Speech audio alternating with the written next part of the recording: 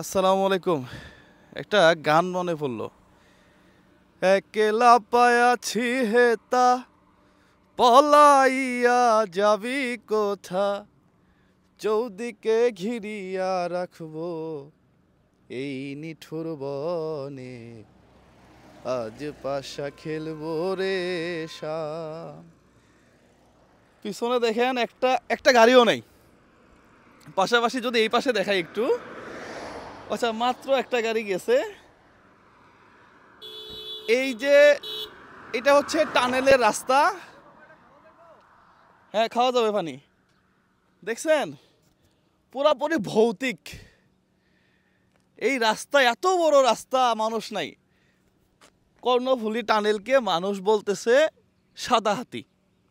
দৈনিক খরচ হইতেছে ৩৭ লক্ষ টাকা, আর এই হাতির আয় হইতেছে ৭ থেকে ৮ লক্ষ টাকা। যাই হোক, পরিকল্পনার অভাব। পরিকল্পনাটা ভালো হইলে ভালো লাগতো। এই যে শত শত কোটি টাকা জনগণের টাকা খরচ করে টানেল বানাইলাম, যদি এরকম হয়, একলা পায়াছি হেতা পলাইয়া যাবি কোথা, এই গান গাওয়া লাগে। দেখেন, হ্যাঁ, এরকম একটা অবস্থা। পাশাপাশি রাস্তাগুলো দেখছেন কত সুন্দর।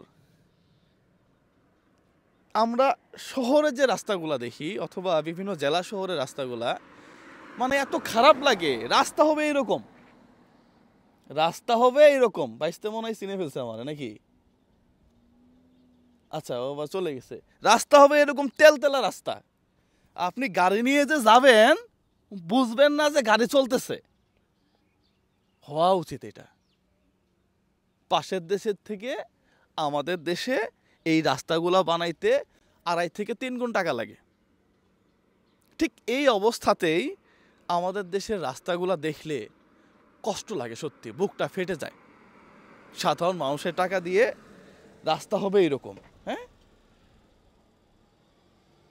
আচ্ছা, উনিও চিনে ফেলছে আমাকে। এত মানুষ চিনলে তো মুশকিল। তো এইরকম রাস্তা আমরা আশা করি। পাশাপাশি পরিকল্পনা অনুযায়ী কাজ করলে এই দেশের টাকাগুলো নষ্ট হয় না। সবাই ভালো থাকবেন, সুস্থ থাকবেন, এই দেশটা সুন্দর হোক ভাই। অনেকেই বলবেন যে ভাই কোনো দলে টলে আছেন নাকি? ভাই ভালো আছেন? সালাম আলাইকুম ভাইয়া। আমরা কোনো দলে টলে নাই ভাই। আমরা চাই সুন্দর দেশ। আমার সন্তান, আমার পরবর্তী প্রজন্ম যেন সুন্দরভাবে এই দেশে বেড়ে ওঠে। একটা জিনিস একটু এইভাবে চিন্তা করেন তো, ডুয়েট থেকে ইঞ্জিনিয়ার বের হয়, বুয়েট থেকে ইঞ্জিনিয়ার বের হয়, ঢাকা ইউনিভার্সিটির বিভিন্ন ফ্যাকাল্টিতে যারা মেধাবী স্টুডেন্ট, কেউ বাংলাদেশে নাই। এই দেশের টাকা দিয়ে ও ডাক্তার হয়, বাংলাদেশে থাকে না। দুঃখ লাগে ভাই। একটা প্রাইভেট মেডিকেলের একজন ডাক্তার বানাইতে ৪০ থেকে ৪৫ লক্ষ টাকা লাগে। ঠিক সরকারি মেডিকেলে আপনার আর আমার টাকা দিয়ে সে পড়ে।